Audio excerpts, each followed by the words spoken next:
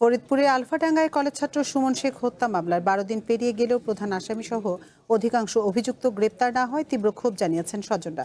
Police বলছে হত্যাকাণ্ড কিংবা পরবর্তী সহিংসতা দুই ঘটনাতেই জড়িতদের বিরুদ্ধে কঠোর ব্যবস্থা নেওয়া হবে।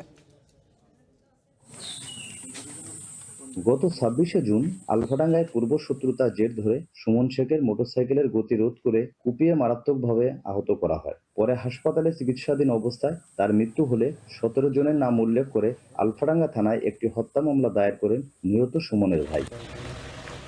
১২ দিন পেরিয়ে গেলেও একমাত্র ছেলেকে হারানোর শোক কিছুতেই কাটেনি বাবা মায়ের। ১৫-১৬ জন লোকে ও একা জাতি লাগছিল একটা মোটরসাইকেলে, আর একজনে বুলাই নিয়ে যায়, কিন্তু পথে তারপরে ওই মোটরসাইকেল গাছ ফেলাইয়ে তারে কুবাইয়ে মারে, পুকুরের মধ্যে ফেলাই দিয়েছিল কুবাইয়ে। আমার দাবি, আমার সন্তান মারে ফেলেছে, এখন পর্যন্ত খুনি ধরা পড়ে নাই।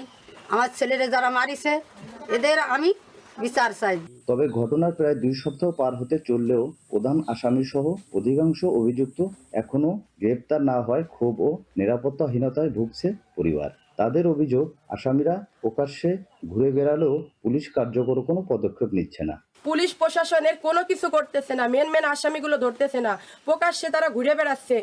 এবং আমার বড় ভাই, আমার 2টা ভাই ছিল, একটা ভাই তো মাইরেই ফেলছে, আর একটা ভাই আছে তাকে পর্যন্ত হুমকি ধামকি দিচ্ছে। এই মামলার বাদী আমাকে বারবার তারা হুমকি দিচ্ছে যে মামলা তুলে নেওয়ার জন্য, এবং নইলে আমাকে মেরে ফেলবে। এমনকি আমার ভাই হত্যা করার পরেও তারা আমাদের সঙ্গে যারা চলে তাদের কিছু কিছু বাড়িতে হামলা করছে। তবে পুলিশ জানিয়েছে হত্যা মামলায় এজাহারভুক্ত আসামিদের গ্রেপ্তারে অভিযান অব্যাহত রয়েছে। পাশাপাশি এই ঘটনাকে পুঁজি করে নতুন করে কোনো অপরাধ সংগঠিত হতে দেওয়া হবে না।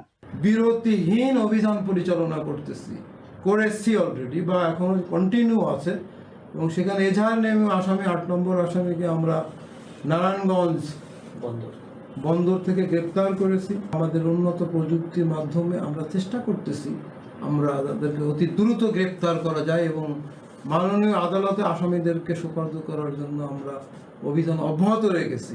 সুমন হত্যা মামলায় ৮ নম্বর এজাহারভুক্ত আসামি কবির শেখ বর্তমানে কারাগারে রয়েছে। NKB নয়ন, ওয়ান নিউজ, ফরিদপুর।